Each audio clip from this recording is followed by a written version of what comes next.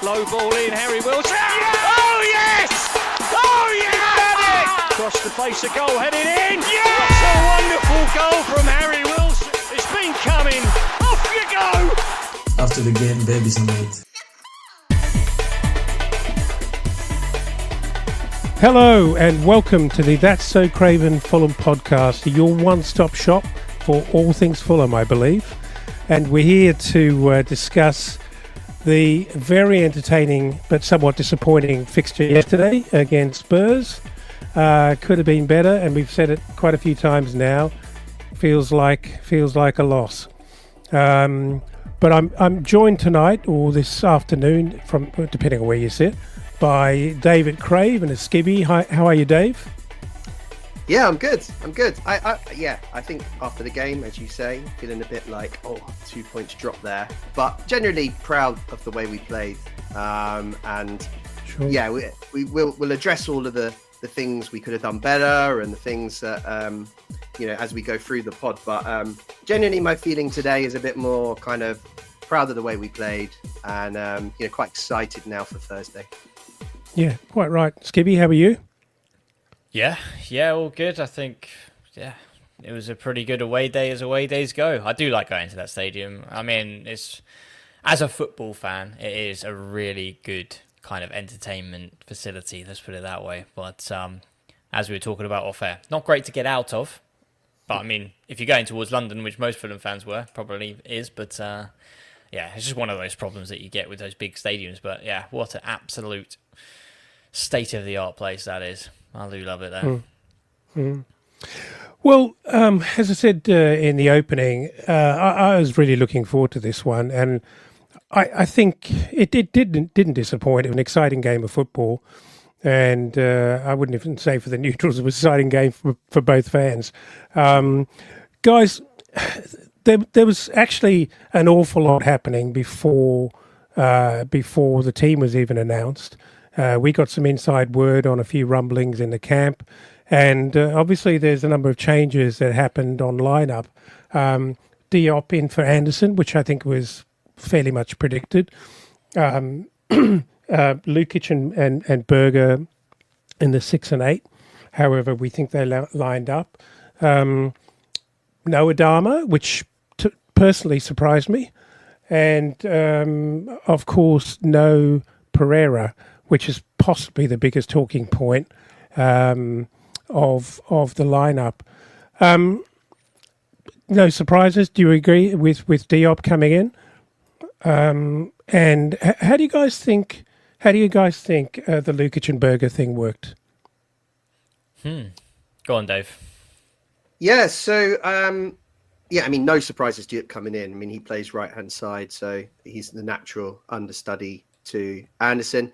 And actually, I think he's played well this season. He started off the season well in the first 3 games. People were kind of saying he was a bit unlucky to lose his spot, really. It was nothing kind of based on his performance. It's just that we had a player we brought in for big money who we all know could add something extra that we needed. So he also got a game recently against Everton. I thought he played well in that game too. So I had no real worries about Diop. As I said in the pre-game chat that we did, I'm quite high on Diop at the moment. I think he's a good all-round Premier League defender.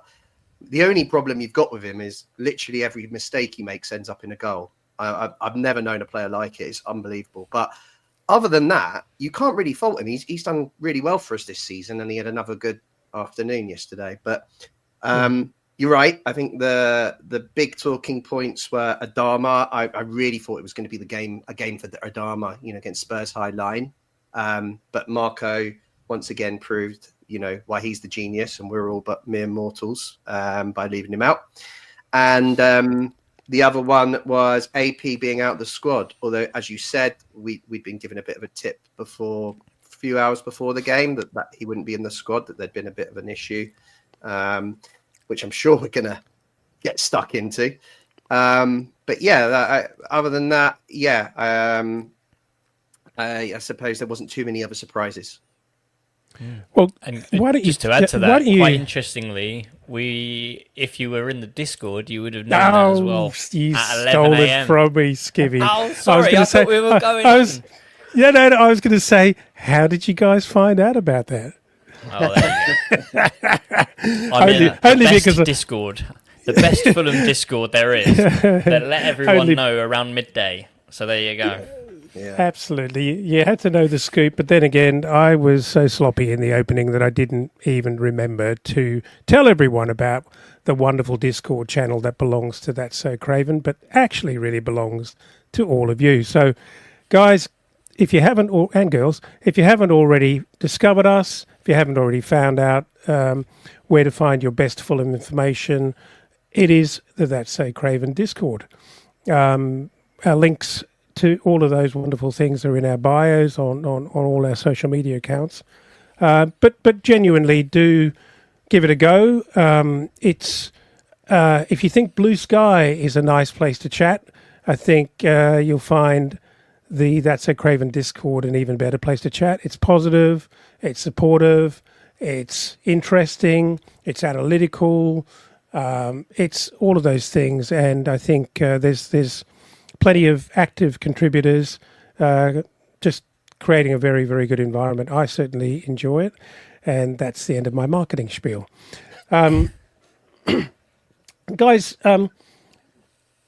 again, Iwobi replaces Adama, I guess, on the wing. Reece Nelson, I thought, didn't surprise me that he started.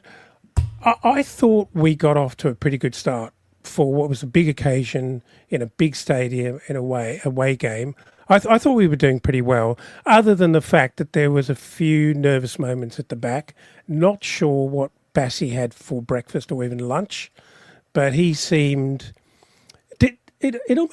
I almost wondered whether he was a little bit overcome by the responsibility, and he kind of felt like it was all on him. Jack had some other ideas about the fact that there was possibly a bit of disconnection between Lukic and Berger and defence, and so that was creating some problems early on. But my goodness, there were a couple of mix-ups which almost ended up in a fatality very, very early on.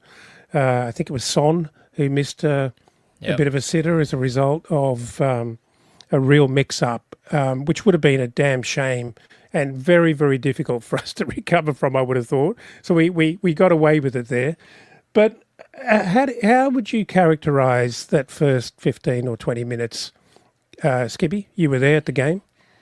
Yeah, it was kind of not what I expected, I guess. I think we know that, Ange ball is very high press, very in your face, and I think Fulham are very much like to have the ball, pass it around, create opportunities, draw them out of their holes and try and hit them on the counter where it hurts. And I think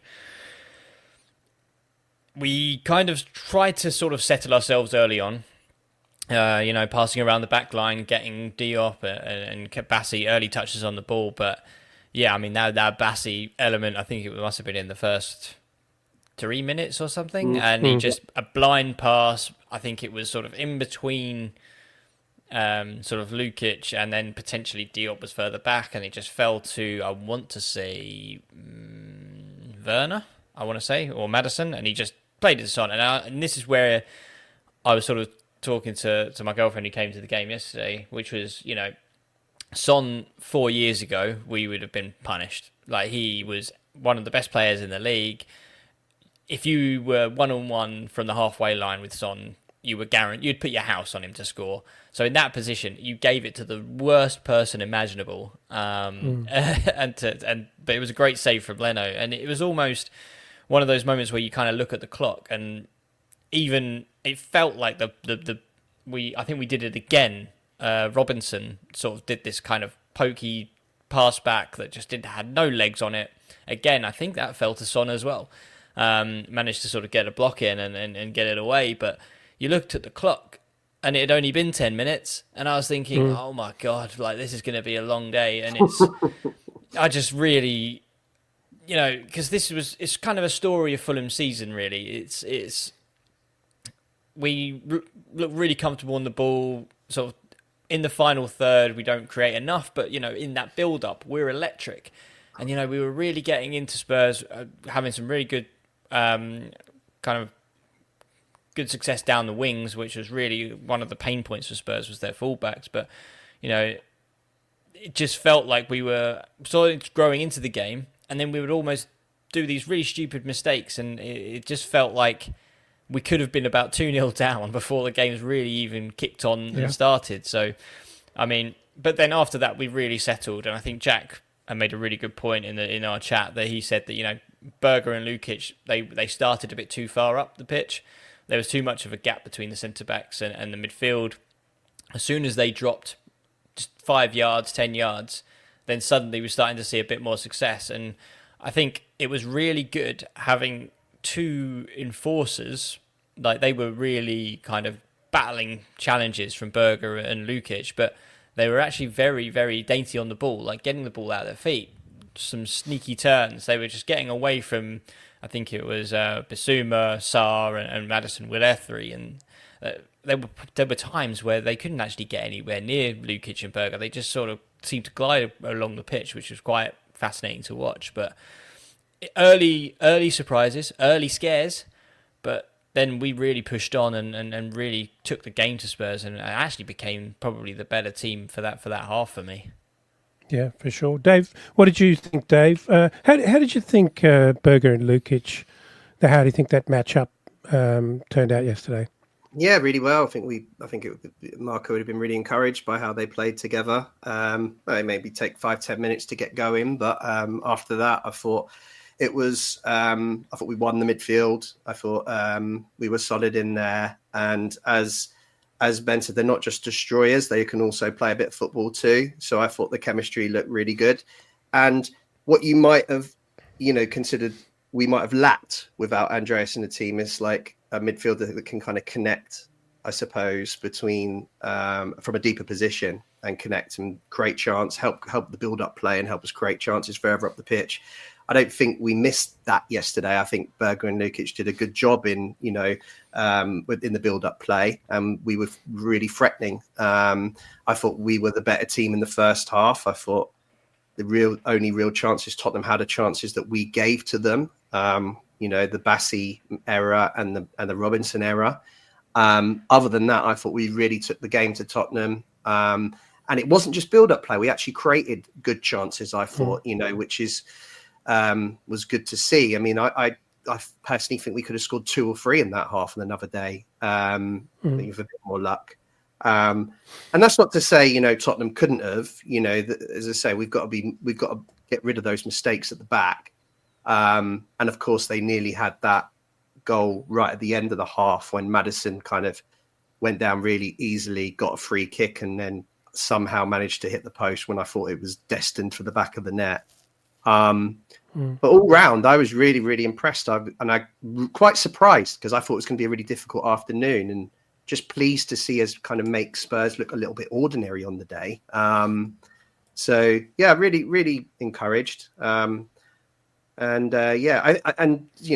Before moving on, I also think, them, probably punish them a little bit for maybe a little bit of arrogance, thinking they could leave out Kulusevski, who's probably been their best player this year for the game.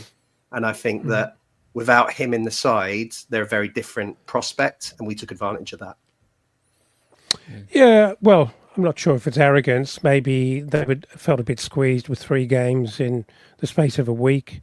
Obviously, Roma was it Wednesday night for you guys? And was it Wednesday or Thursday? Thursday, wasn't it? Thursday. Yeah, and then, of course, I think they've got another game coming up this following Thursday as well, have they not? I think so. But, yeah, I agree with everything you've said, and I have to say I thought Diop manfully stood up. I think he did a really good job. Yeah. I think for the occasion, being asked to step in for someone who's been playing so well and replace Anderson into a big game, into a defence that's working really, really well. I thought he did really, really well. Really, really well. I also think that I've been very impressed at Lukic's return, the speed at which he's come back to form after his injury. He looks he looks like he's pushed on even further from his good form at the beginning of the season. He looks confident. He looks really positive.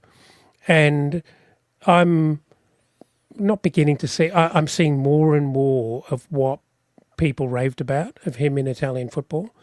He looks at, I know this has been an overflogged comment, but he is a different player by a mile from what we saw last season. And he looked dangerous. I mean, gone are those passes sideways that he was doing all of last year. And he's looking to progress the ball, and he looked really, really good. And it's only so long before we're going to have to come to this conversation about Andreas Pereira. But I know there's been some rumblings or rumours that Pereira and Lukic had a falling out and a bit of a bust up. And apparently that's been patched up again, depending on whose PR you read. But I just wonder, with everything that's happened with Pereira, whether Lukic has got a couple of extra lungfuls and thought, hang on a second, this is my moment here. I'm suddenly a very, very important piece in this machine in the midfield, and it's my moment to shine. I'm playing well, and I've got to go for it. It just feels like it to me. And I think Berger's a pretty confident player anyway, and there's some promise there. I think these two could actually end up being something for us, for what was a bit of a not a shambles, but it just wasn't working earlier on. It was frustrating. But let's talk about Pereira. How can we not talk about him? I know we're trying to go through the game in some sort of chronology here, but how can we not talk about what's going on? Obviously, for those who aren't up with it, there was an article, I think, in the Brazilian media, if I'm not mistaken. Premier League Brazil or something. Yeah, an article, an interview, where he sort of spilled the tea or his guts, depending on how you want to view it, and suggested that he was deeply disappointed by having been blocked from making a move away from Fulham to, I guess, a Champions League club or European club during summer. And obviously, surprise, surprise, someone at Fulham management read that article, and I imagine there would have been some harsh and frank conversations. And obviously, Marco's been pressed pretty hard about this on interviews and in post-match and pre-match conversations, and he's very much playing the party line and protecting the club on this. But it seems like a bit of a confused message. He was maintaining that Andreas wasn't ready and wasn't properly prepared for the game. Is that because he had a hissy fit, a meltdown, or is that because Marco thinks his attitude is inappropriate for him to be participating, or a la Tosin last season? Guys, what are we thinking? Skibby, you've got to start. You've got to start. It's a tough one. So obviously, it's no secret that I've been defending Andreas quite a lot this season. Mainly for performances, and I think it's the reason I've defended him is because we've seen Andreas at his best. West Ham away comes to mind, where he came away with a brace and was just unplayable that game. I've obviously been watching the game. I've understood the role that Marco asks of him, and we sort of delved a little bit deeper with Kish recently in understanding the triangles. If you haven't listened to that, listen to it. It's a Cottage Tactico with on our podcast. I think it was 2 episodes ago.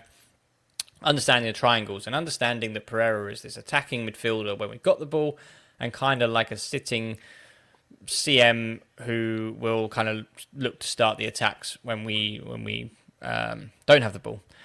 But once you start to see quotes being dished out of, unfortunately, I didn't move to Marseille, and there were clubs in the summer, and who knows what January brings. And I think kind of complimenting De Zerbi's football, who is the manager of Marseille, it does kind of give you the come and get me kind of vibe, that I'm really looking forward to working with you kind of thing.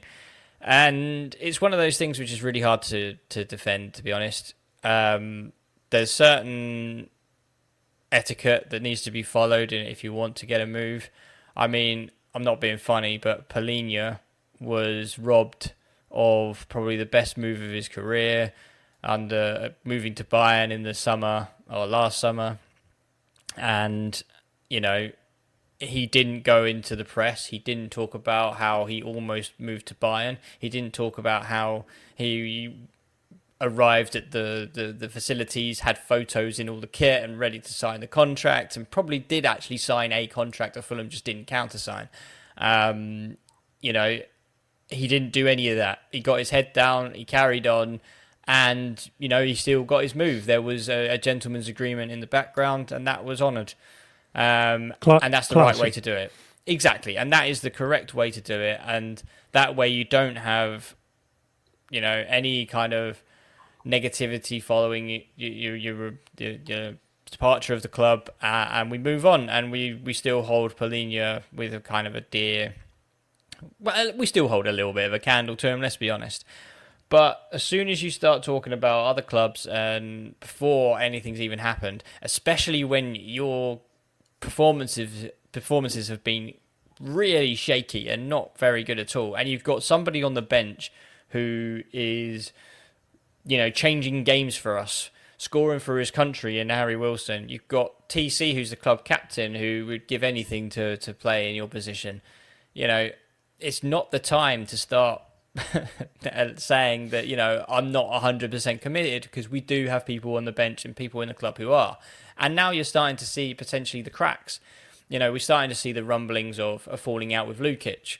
Is that over not being protected on the pitch was the reason? But is that because he doesn't want to play next to someone who isn't fully committed and who's not putting in a shift that, you know, in his eyes?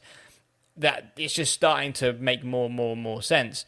But I think, for me, Andreas has gone about this all wrong. He's now come out and said that he was misquoted and he's fully committed. Whether that's true, I know there's been some more things coming out today. I don't know. The only person who really knows what's been going on is potentially Andreas and his agent and Marco. And I mean, if he's been in, you know, the manager's office saying that I've been misquoted, I feel like I've been, you know, hard done by, and Marco still has that trust in him, then so be it. But I mean, at the moment, the interview with Marco said that he wasn't protecting him, he just wasn't in the right headspace, blah, blah, blah. I don't think it was an injury. But if he's not in the right headspace over this, then that does sound like you're protecting him, if I'm honest. And because the fans are so mixed on him at the moment, I reckon it would have been very, very toxic if he played any part yesterday, just given how, not fickle, but how reactive certain passionate fans can be, that it just wouldn't have been right for him to be in that squad. And I just think that I don't think it's I'm just sort of reading Claire's comment of, is that his last game? I don't think it is, personally.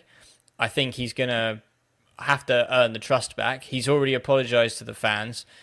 I'm guessing he's apologised to the teammates, and that's within the dressing room. And then it's Marco's call. But I think, given how he's been sort of Marco's star boy, Marco could have thrown him under the bus if he was really unhappy with him. And I do think that there would have been an element where he would have said that, you know, Andreas has personal things and we don't want that at the club. I think he would be that blunt about it.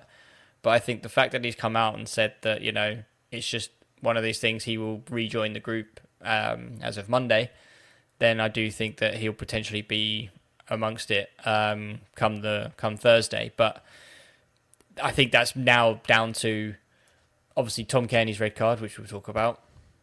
Lukic is now suspended. We've got injuries to Harrison Reed. We're very, very light in the middle now, so we kind of need him more than we kind of need him more than he needs us at this point, it seems. But yeah, it's a tough one. I mean, to put it in a nutshell, I'm not happy about it. I think even if there is,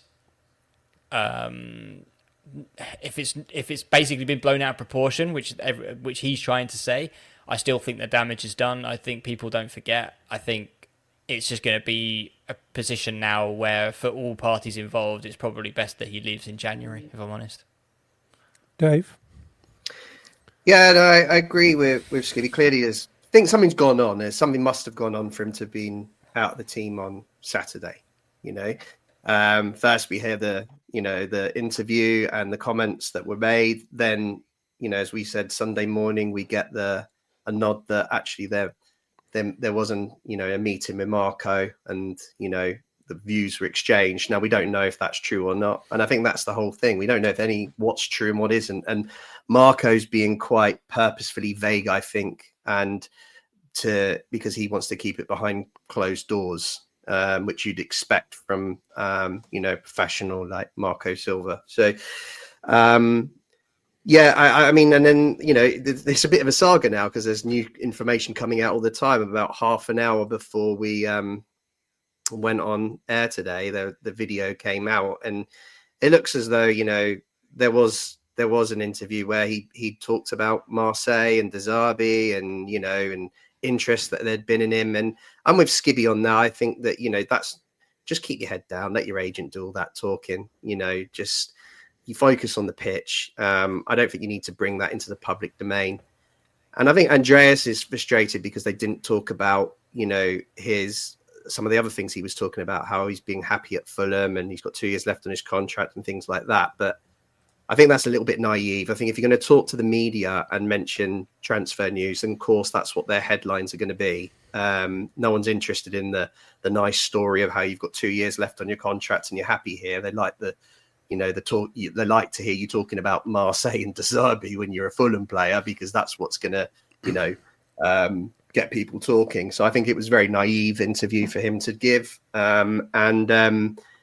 Clearly something's happened with Marco that's left him out of the team, and we don't know what that is. So, we'll see Thursday if he's back in the squad. I think my position on Andreas hasn't changed. I don't think he's had a good season, and I don't think personally that he's deserved the role in the team that he's had. And I think on Sunday, we saw only for the second time this year, the kind of Lukic and Berger partnership. And I don't think we lost any of our creativity. And I also think we looked a bit more solid.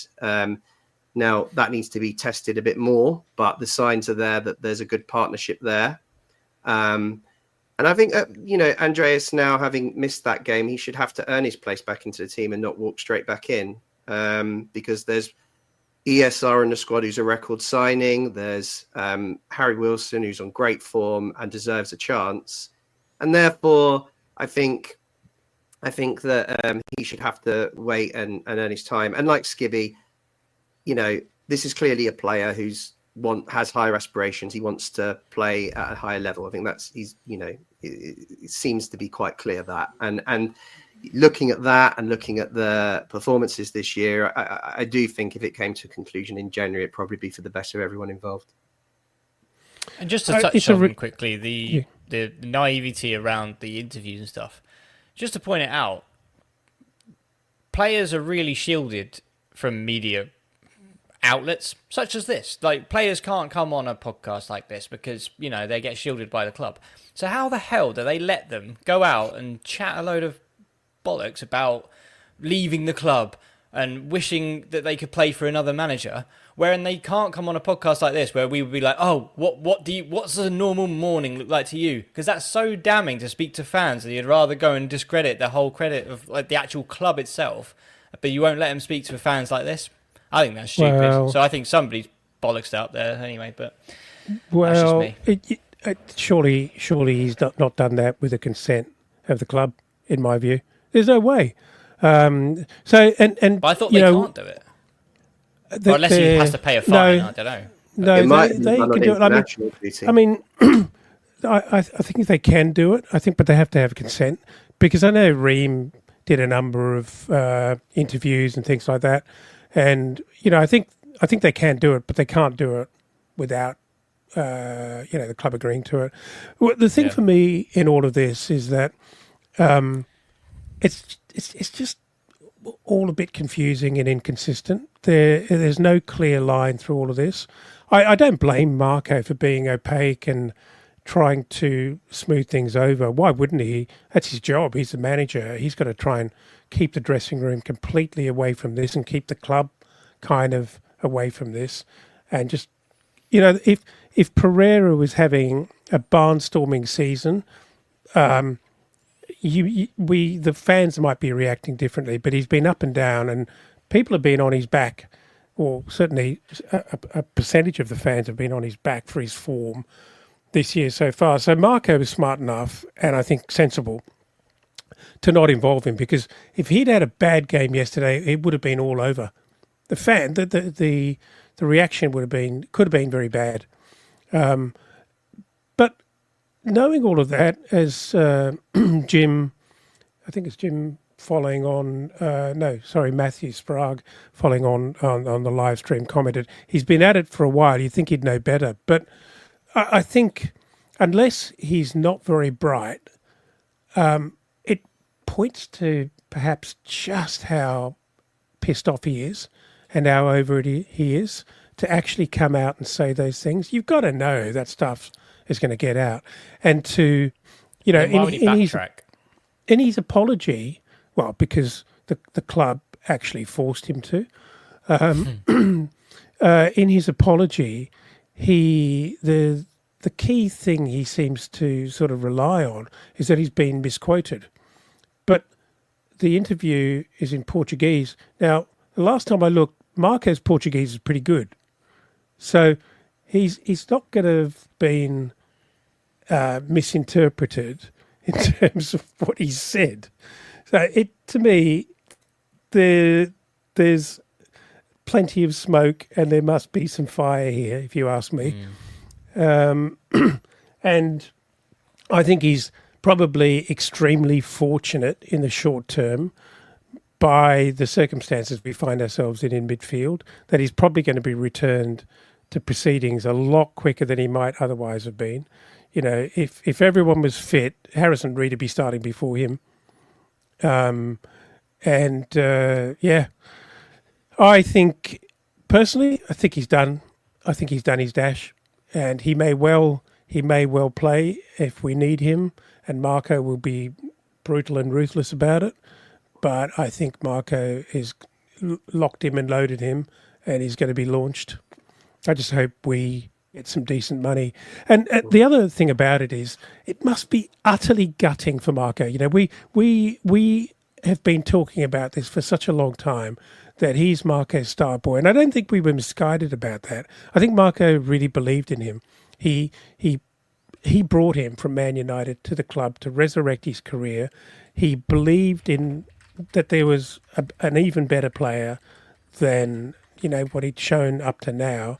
And it must be really disappointing for Marco that he's got it wrong, because he has. Because it's kind of a failed project. I know we've got a couple of pretty decent seasons out of him, and we didn't pay a lot of money for him, relatively speaking. And if we can preserve a premium of another, 10 million quid on him, that would be pretty good going. But I cannot see. There's no way he's got a future. That would be a massive turnaround to me if he has a future at Fulham. Am I wrong? No, you're right. No, I'm just laughing at Jim's comment. Sorry. Oh, sorry. Marco has great form here. You can take crap corners forever, but go against him, then you won't last long.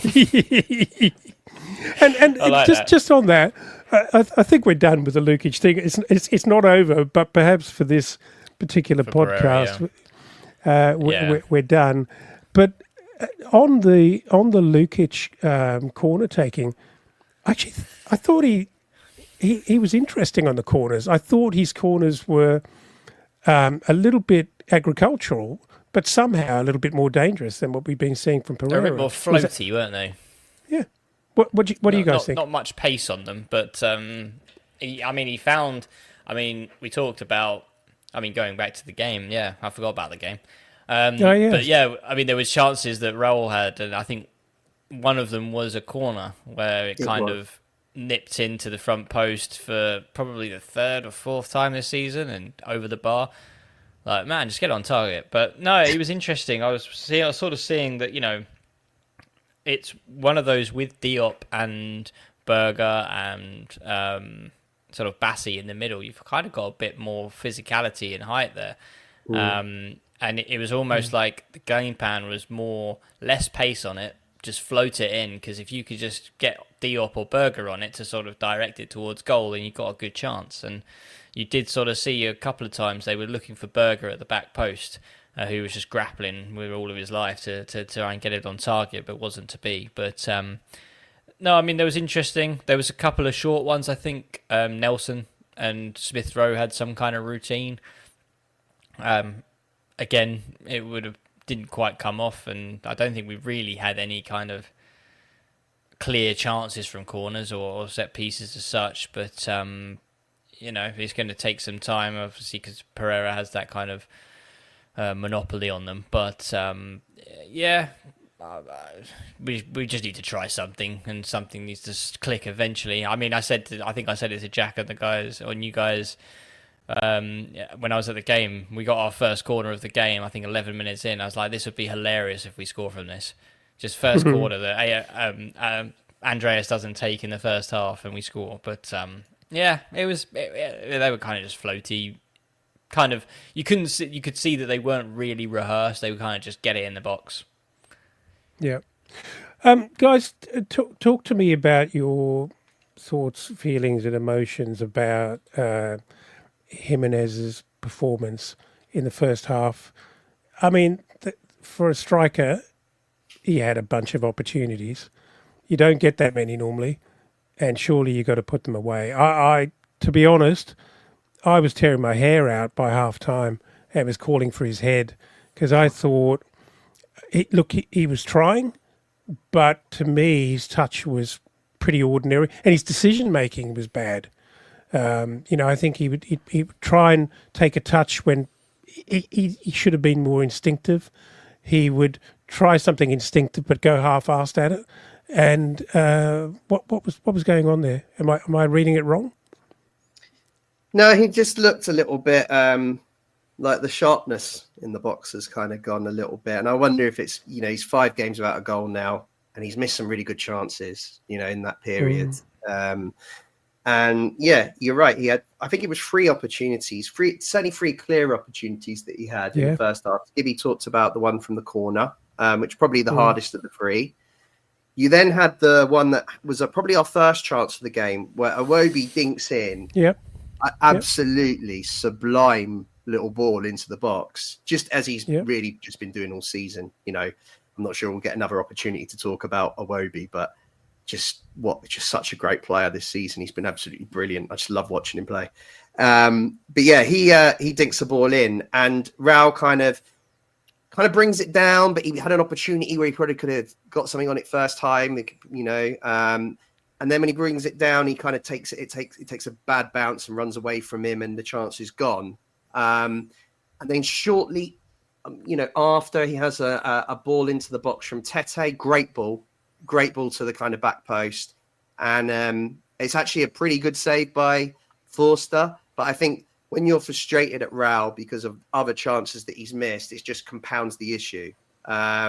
So my view on Raul is, I think his general build-up play has actually been pretty good, and he still looks quite busy around the box, and he's getting into the positions. But I think if you look back at the start of the season when Muniz started the campaign, it wasn't he was playing badly either, but he went 3 games without scoring, and Marco hooked him. So Muniz has had 5 now. Raul's had 5 now. So, he can't be too far away from losing his spot. I don't think it will be Thursday. I think he's got another game in him. But I think if he doesn't bag on Thursday and misses any more chances, I think his position's definitely under threat. And for the first time, I think on Sunday, Muniz actually looked a bit busy when he came on. I don't think either of them are particularly good subs. I don't think either of them tend to make much impact off the bench. So it's really hard for the player on the bench to really dislodge the main striker, because they just they both struggle to impact the game in that way. But I think if Raul continues to maybe has one more game where he's not done the business, then I think Marco will be inclined to make a move. I to be fair, I thought that was him. Mooney's best showing off the bench in quite some time. He looked pretty sharp, actually, and I think Jack made the comment in our group that he actually looked more effective in 5 or 10 minutes with his half chances than Raul looked for most of the game. That might be a bit harsh, but I tend to agree with you. The problem is that Mooney's hasn't shown much, but that's largely because I think, as you said, he's not that great an impact sub. So it's actually very difficult for him to show that he's a decent alternative at the moment. But the time has got to come where Marco says, well, you've had your fair run and I've got to give him a chance now. It's an interesting one. It does make you feel, though, that we're operating pretty well in pretty much every other part of the pitch. Maybe there's some question marks over how effective we are in the 10, but we do seem to be underperforming pretty significantly up front, if you can measure all of that by goals in the back of the net, which I think must surely be the only way to measure it. And one wonders really what it could be if we had a consistent goal scorer. I think that's the next level, isn't it? The one positive I will give Raul, though, is that he was making the right runs to get in those goal-scoring positions. And sure. I think that's something that shouldn't be overlooked. And I just think when it's not going your way, it's not going your way. I mean, the force to save, all you can do in that position is get it on target and go for one of the corners. Maybe not into as far in the corner as he wanted, but he still found a corner. So I would say that was down to a good save. And then, it's just one of those things. You make a good run, you're getting in the box, and it just bounces off your shin, doesn't sit right. It's just one of those things. But when you're sky-high confidence, he doesn't take that touch. He just, tries to hit it first time because he knows where the goal is. I think we saw an opportunity, I want to say, against Wolves, maybe, or before that. I can't remember now. But the ball basically bounced on the edge of the box. I'm trying to think. The ball came from the right-hand side. Well, that was Palace. Palace, that's right. He basically, ball bounces. He doesn't look up. He knows where the goal is. Takes a shot at goal. Doesn't go in. But that's sort of what you want to do. And then I think you start to get into your head that you're not goal scoring when that's your only job. And you start snatching at chances. And that's what you're seeing. He's snatching at his chances. Muniz, fantastic when he came on, bullied him. And I thought, this game actually fit him quite well. Dragusin and Ben Davies at centre-backs. He would have a field day, bully all of them. But I just think that, he's going to be on his mind that he's not scoring goals either. So it's just going to be one of those things that potentially a new striker is what we need to sort of fix that. But, I personally can see Muniz getting the nod in the next couple of games if Raul doesn't pick up his goal scoring. I look forward to it. I think he deserves a go. He's a good lad. He's shown us what he can do, and if he gets a bit of luck, I think he'll go nuts again. I think he'll go on a run. But look, I think it was. I remember talking about this running up to the game and thinking if we could hold Spurs goalless in the first half, absolutely game on. I was kind of bothered that they'd overrun us and be a couple up by half time, and when that didn't happen, I was very, very optimistic.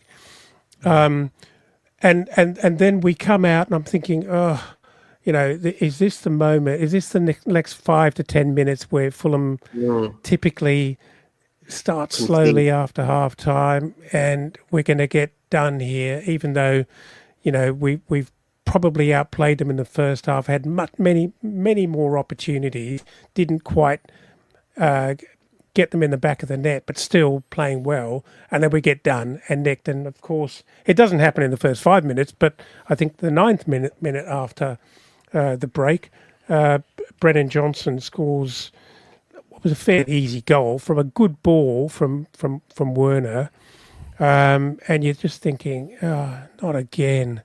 But to be fair, I thought we responded pretty well, and we. We didn't drop our heads. We were still in the game very much. I think it's time to talk about the, 20 minutes of wonder from our captain. Yeah, no, yeah, that was, it was a lot to talk about from the Tom Cairney perspective yesterday. Before we do, though, I just thought we did have a couple of good chances, didn't we, before TC came on? Right from the I think we might have missed. I know we missed the Iwobi hitting the bar in the first half, which was probably our best chance, and great effort. I don't know. Part of me felt at the time it was a certain goal, and just really unfortunate to come back off the crossbar. But he also had a chance in the second when I think it was Nelson. Nelson put some good balls in the second half just before Spurs scored. He put one in to the back post where Diop headed it down, and I thought did everything right. Really, I think the commentator said he should have headed it back across goal, but he got it down, and I think the goalies notoriously struggle with that, and it just hit Foster on the leg and went out. I was just like, for God's sake, what we got to do to score today? And then right after that, Nelson's pinged across to the back post where Iwobi's hit it on the kind of swivel. Do you remember that? And Foster made another pretty good bloody save. Like a starfish, isn't it?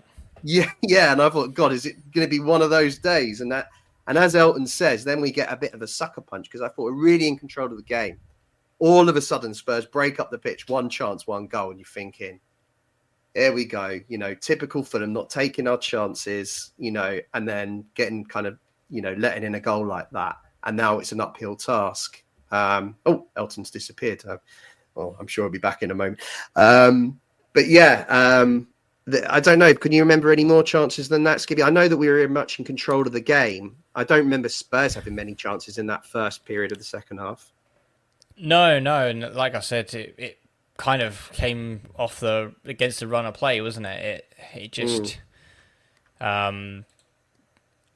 it's one of those things where I'm just having a quick look now because I don't know where Robinson was. Brennan Johnson had so much space, but I assume, memory doesn't serve me very well, but I assume he had gone gallivanting and someone hasn't covered because you look at the goal and unfortunately, Nelson is basically the closest man to him, but he's still a good 20 yards away from him.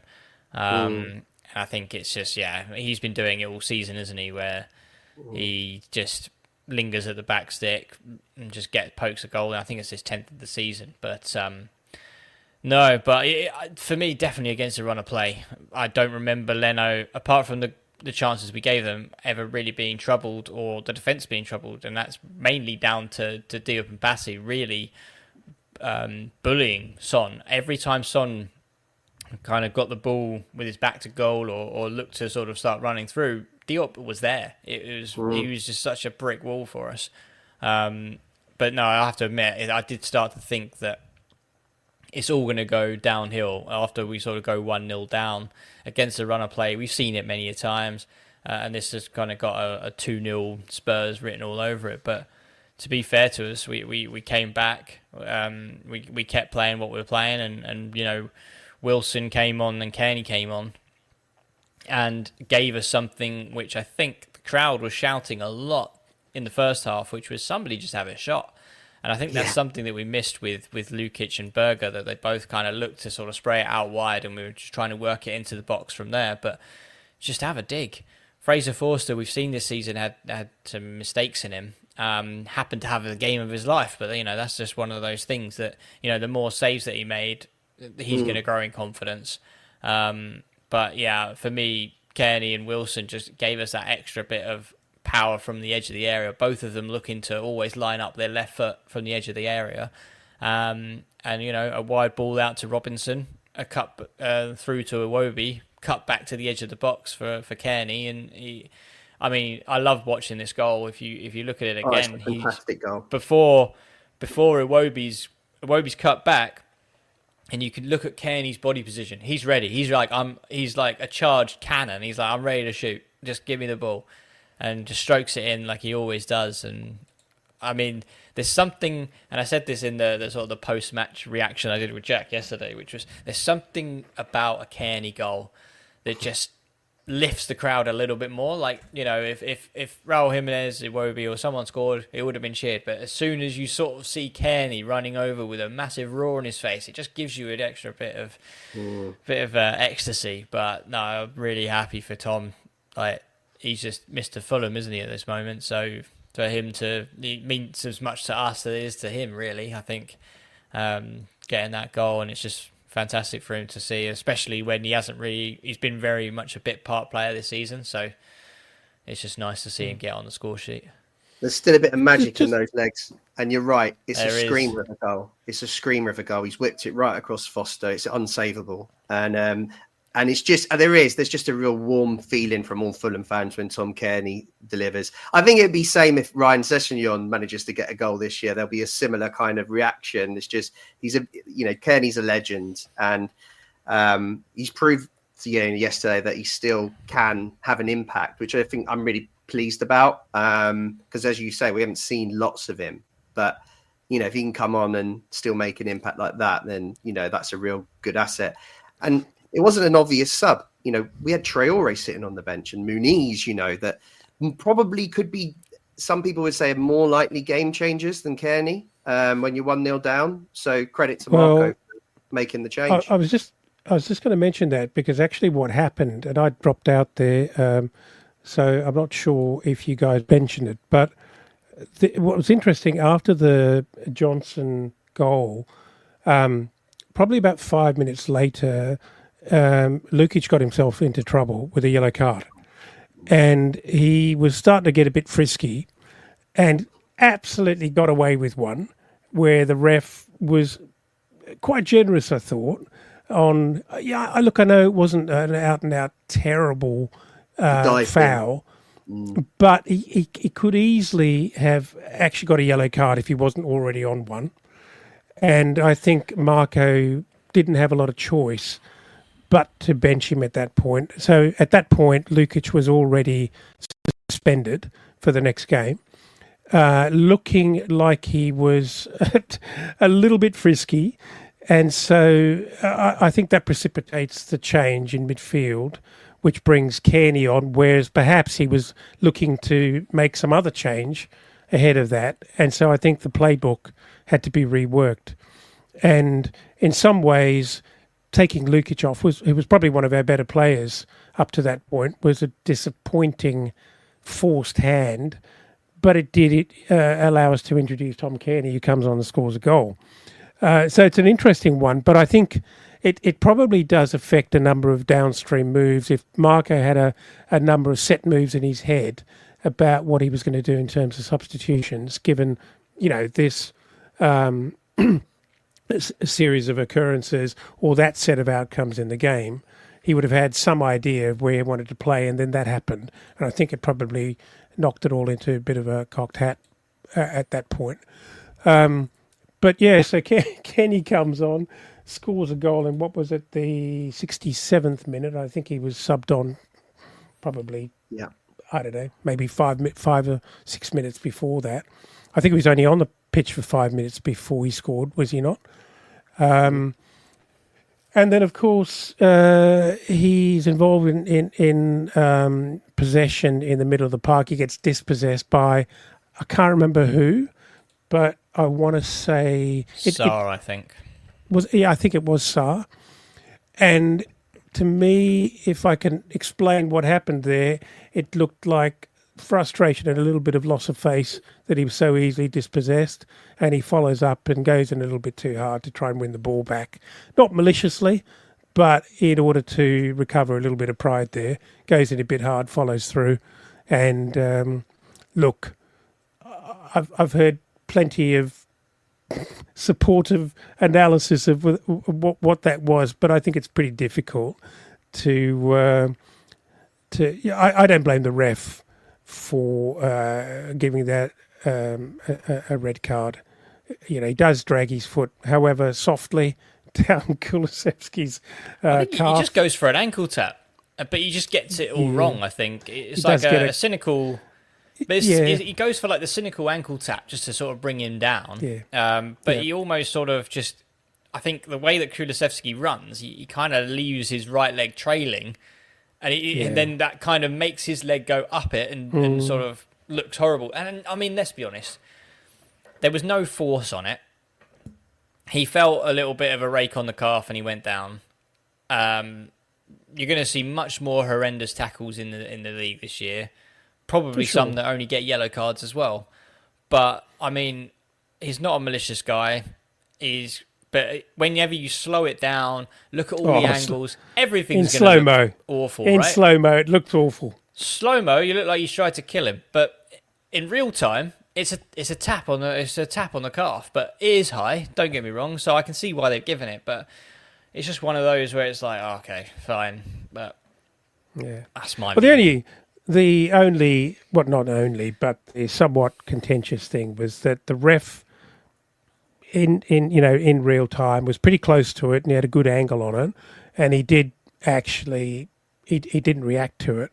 He obviously gave the foul but didn't call it as an instant red, and of course VAR, all they've got is slow-mo, because they're not going to look at it in real time, they're going to look at it in slow motion, so you kind of know where that's going to go.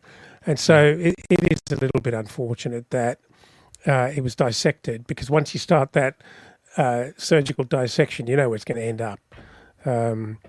So Barney, if you're listening, it wasn't a red card. But anyway, my second cousin was on the WhatsApp chat with Jack and I last night.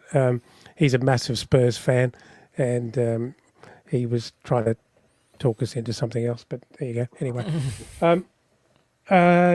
So look, we then see a series of changes as we have to react. All, of course, unforced. It's pretty early in the game at a 1-1 situation to go a man down.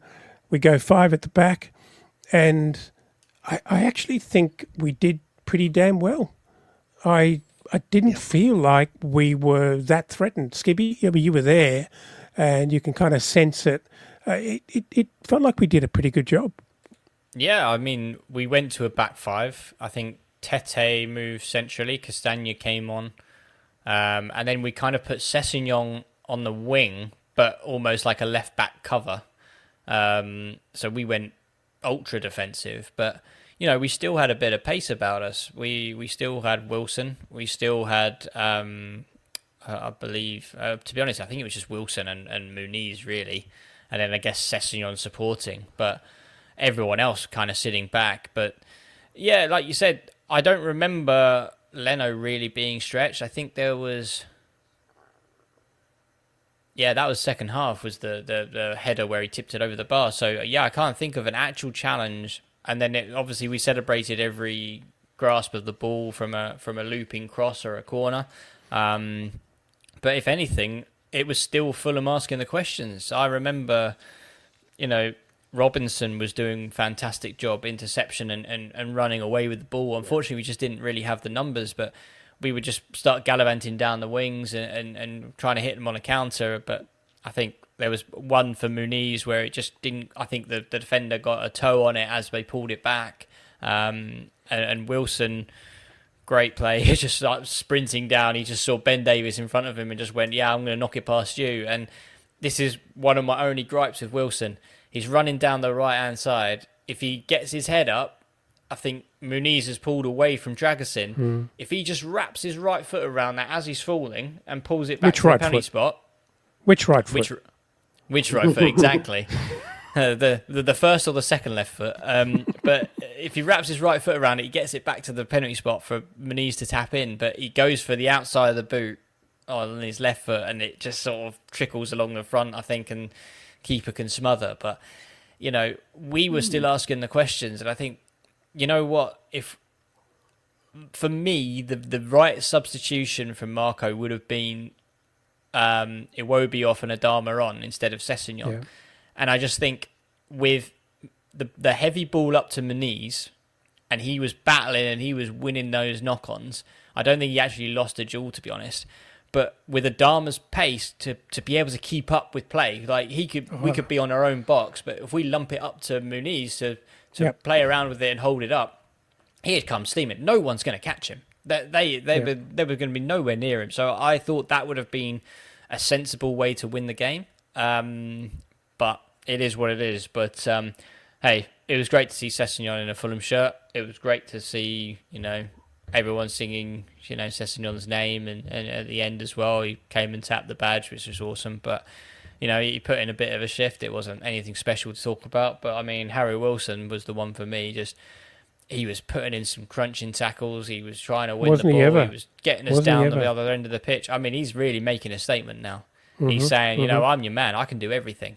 Just put me on that pitch and I'll do whatever you want me to do. So that's becoming even more of a headache. And to be honest, he's got to start for me soon. Where on the pitch, I don't know, but we'll see. I agree with you. I think in the speed chess kind of decision-making moments that Marco was going through, as it was all moving so quickly at the end, the one, not mistake, but the one thing he missed, I think, was that Adama still held a key at that late stage. It was pretty frantic. They were getting tired, and I think he could have absolutely torn them up because we still wanted to win. And I agree with you that Adama, I think there was a role for Adama at the end there, even if it was just 7 minutes at the end. Defend, but just at least give us a half chance of winning. An out ball. Yeah, and to be fair, I thought we actually were a bit smarter in terms of managing the game. Leno, sat down with some sort of horrendous life injury, and all the boys went over for a chat, and there were a few other little incidents. And I thought we were a little bit smarter about it, and it was good to see, quite frankly. Guys, anything else before we move on? Feels like we've been talking for a long time, but there's a lot to cover there and a lot going on. Anything else? Just one point. Robinson, captain. I mean, strange to see Leno lose the captaincy. I mean, I wondered if it was something to do with Pereira not being on the pitch. There's been talk that Pereira's been the kind of on-field leader this season, the one that can talk to the ref, etc. I wondered if that had something to do with it, but it just seemed a little strange. Did anyone have a different view on it? Just show you're special and never leave, basically. Yeah, could be that. Yeah, maybe that was the theme, being behind the armband. Yeah. Well, I mean, with TC coming to the end of his career, unfortunately, we've got to talk about that. But I mean, it's going to be up for grabs, right? Who's going to be the new club captain and vice captain and so on. So, I mean, there's going to be people making plays. There's going to be people, and it's even one of those things is in a contract that, if we say to Robinson, we'll give you a bump up your new contract, we'll give you captaincy if you stay, then, it's one of those sort of sweeteners, isn't it? Would you rather go and be just a bit part player at a bigger club, or would you want to be an absolute, legend whose thoughts and feelings are really kind of taken on board in the way of the direction of the club and the coaching? So, and I reckon that would land somewhere for Robinson. I think that'd be important to him. I think he'd enjoy it. I think he likes being at Fulham, and for him to go to that next level and be a truly loved long-term member of this club, I think would be really, really important to him. Could be a good move. Yeah, guys, let's talk about the next one. Brighton at home on Thursday, and we talked about this little run of games which are pretty tricky, and as much as we feel that we were so in that game and had probably more opportunities to win than they did, and we've only come away with a point. It would be easy to say we've dropped 2, but honestly, Spurs away, 1 point on the road, got to be reasonably happy with that, right? Yeah. In the grand scheme, now that you've had a night sleep on it, you've got to be pretty happy with that. Yeah. Well, first ever draw at the new Tottenham Hotspur Stadium, so yeah, first ever point. Yeah. So we take on Brighton on Thursday. Firstly, not how do we see this going? How do you think we're going to line up against Brighton? I mean, I think we've got enough time. I know it's a fairly quick turnaround, but I'm not overly concerned about the guys who went out there and played. We're obviously without Lukic, so it raises the question of who's going to join Berger in defence or in the middle of the park. Is it an opportunity for Josh King? Is Reed still out? I think he is. Yeah. Does Iwobi come and step in alongside Berger? What are you thinking, guys? So I think the defence will obviously stay the same. We know Anderson's out for a few weeks, so I'm not expecting any changes at the back. Lukic being out, Cairney being out, as you said, Harrison Reed, there is the possibility that Marco does bring AP back in. That's not beyond the realms of possibility. He's played there all season. Must. Personally, as I said at the start, I'd like to see, regardless of the situation, Andreas have to work his way back in now. And I think that Harry Wilson, it's time. It's time for him to get an opportunity. So for me, I'd give Iwobi a go in that 8, freeing up a spot for Wilson. Of course, that's not the only position Wilson could come in. ESR's role, is another position that he could potentially take. But I think that's what I'd like to see is Wilson get the nod on the right and Iwobi come into the 8. That would be my lineup. But it's really tricky to foresee what Marco's thinking here because we're just not clear on what's happening with Andreas.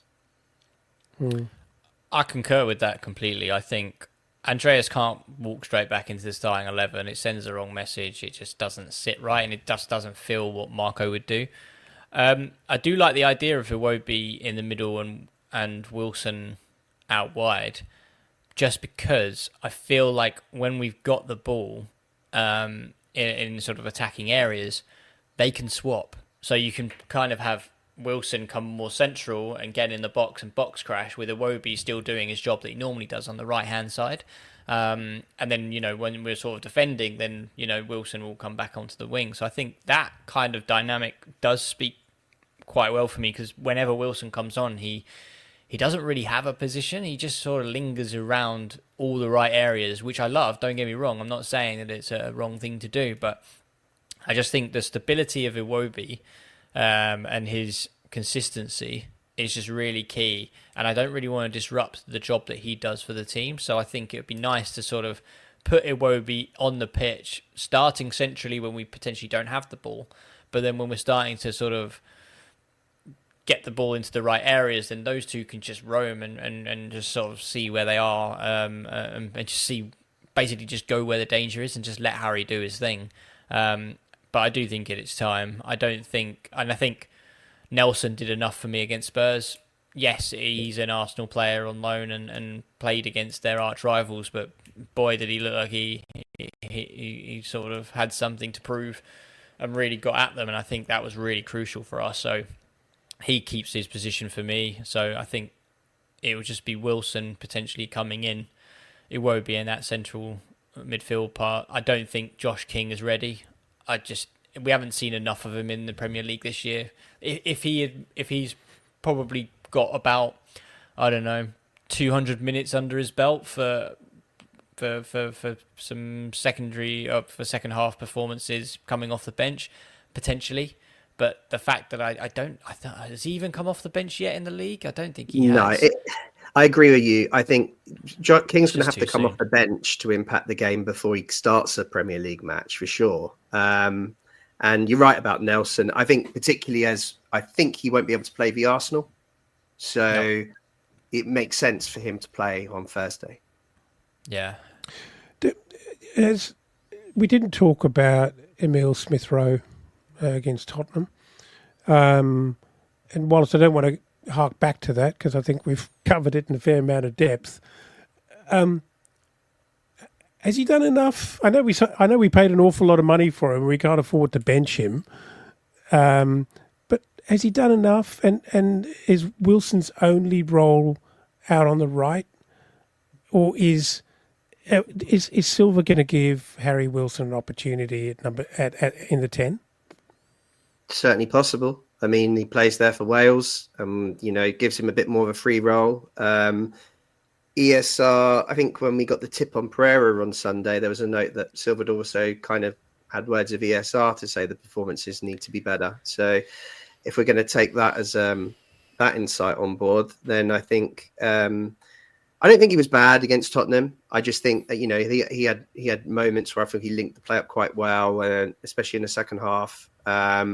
So I don't think he necessarily had a bad game like I thought he did the previous week when we lost to Wolves, where he just really wasn't in the game or impacting it at all. So I think he's probably done enough to keep his place, but I do think that he will have to, up the level and find some consistency to keep his spot, because it's a competitive position that for us now with Pereira, with Wilson, with Iwobi. There's lots of players that can play there, but my gut feel is for the time being, he probably will keep it. I do agree with Skibby. I was just going to say, he stands too far on the left for me, that he just doesn't... He needs to be more central.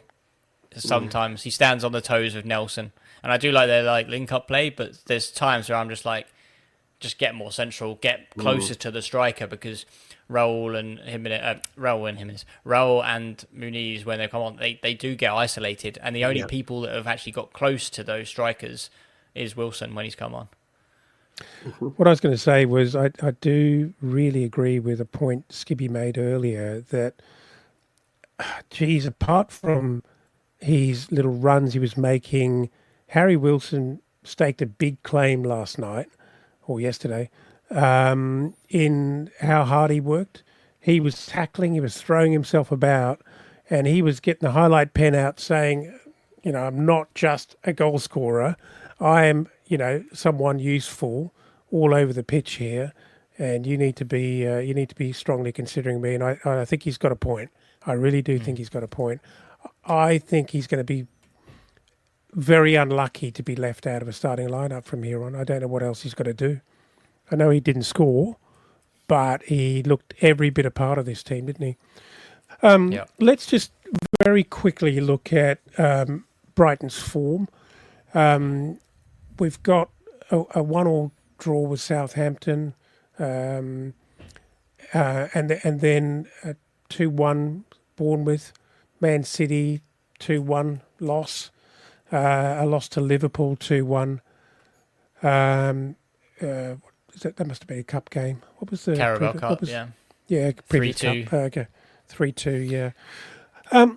Look, they are not bad results by any means, and points wise, Brighton are doing pretty damn well. So, whilst they are our bogey team, as much as that really pisses those fans off, they're our bogey team.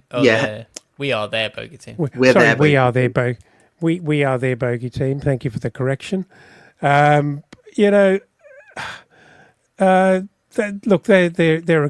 good side. They're doing pretty well. It's going to be a difficult one for us. They're a slippery side. They're hard to beat, even though we always tend to nick it and get in front of them.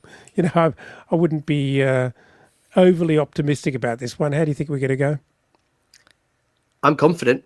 I feel really confident about it. Look, Brighton are a great side, a really, really good side. They're always up this end of the table, aren't they, in the top half? They've had European runs. They're well run throughout the club. They've got some fabulous players. They seem to have a conveyor belt. Every time they sell someone for 100 million, they replace him with another potential 100 million pound player. It's, fair play to them. But I don't know, there's a few things here. One, I think confidence on the way we played yesterday. I think wasn't too impressed with Brighton the other night against Southampton. Almost a bit fortunate, really. Maybe there's stuff that we can learn from that. And then the other point is we're unbeaten in 8 Premier League games against them, winning 4, drawing 4. We've got great form against them, and it's at home. And I don't know. I feel confident that we can cause them problems, and if we take our chances, it could be, we can pick up 3 points.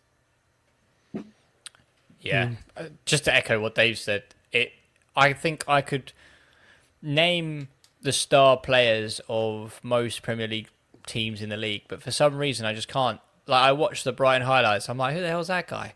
And then he's just running rings around everyone, and he's like another £100 million player. I couldn't name these players, but it's just their recruitment. It's just been fantastic. But no, I mean, yeah, there's a hint of Forest about Brighton. Yeah, they're up there, but are they there on good merit, or are they there on certain, on kind of some not some convincing performances, but some good results? Like, for me, Forest, they just don't play very good football, but, Chris Wood will bang in a goal and then they defend really well. But Brighton, they do have Matoma. They do have João Pedro, who is a very good striker. They've got O'Reilly, who's, blood on your hands, Scotty Parker. They do have some good players, but I don't think there is an unstoppable force as people think. Yes, they've had a result against Man City, but as we can see, everyone's getting a result against Man City recently. I think Southampton weren't a great team when we've seen this season. Bournemouth potentially is a good result. I mean, especially away, but I just think there is something about them that we should be able to give them a good game, especially with it being at home. I just think there are gaps there that we can exploit, especially our central midfield. I just feel like that's something that really is something that we will pride ourselves on and protect our defence. So I don't think, conceding to Brighton is something that's on my sort of... that's going to happen, let's put it that way. I think we can definitely keep a clean sheet against this Brighton side. Especially when their main attack is coming down the wings and we have such good fullbacks. Tete and Robinson have been fantastic this season, and just nullifying the best wingers. I remember Newcastle, they had Harvey Barnes and Gordon, and they got absolutely silenced, and then a lucky breakaway for Harvey Barnes to score. But Mitoma, for me, I think he's going to be up against Tete if Tete's fit. Even Castagna could still do a job on him, I think. And then I can't remember who's on the other wing for them. Rutter, I think. But again, Robinson is the best left back in the Premier League right now, so it's going to be a tough ask for him. So I think we can nullify and compete in the really key areas of this match, and definitely come away with a result, if not 3 points. I think it's definitely on the cards for us if we can play the best of our abilities. It's a really interesting point of the season. We've had good performances, not always the best results. We feel like we could have done better and got more points along the way in the last few weeks. But the performances have been good, been brave, and they've been exciting as well. And we never ever stop playing attacking football. For those of you watching along, I just got a cramp in my left hamstring, but never mind. Well, I just wanted to add something to that. But it's also a moment where we've got a bit of drama. We've got a couple of suspended players and some injuries, and they're all to very key players. So we've got some problems that were certainly nowhere to be seen earlier on in the season, where we were building quite nicely. It's a bit of a difficult moment for us, this, and you want to hope that Silva can keep that bubble confident and keep the guys believing that they can take on these big clubs and get a result. To our benefit, I suppose, it is going to be at home, and we're good at home. So fingers crossed for Thursday, because to pick up any points at all, I think it's going to be so valuable, because some real tough ones coming after this.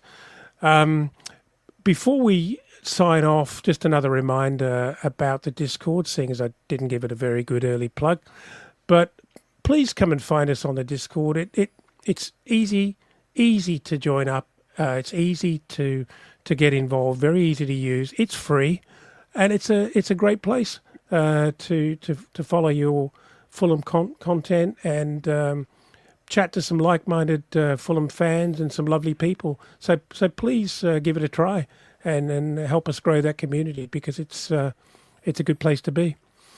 Guys, thank you so much. I know we've talked for quite a while. It's a pretty long one, but it does cover a couple of games, I guess, in our defence. Thank you so much for making time today, Dave and Skibby. Appreciate your contributions as always. Thank you to everyone, a number of people, for following along on the live stream and making some really good comments and some thoughtful analysis. We always appreciate that. I'm very much looking forward to this game on Thursday night, and geez, I hope we pull off a big one. 3 points would be tasty and very, very nice to head into the weekend with. So without any further ado, thanks again to everyone who's followed along, and come on, you Whites.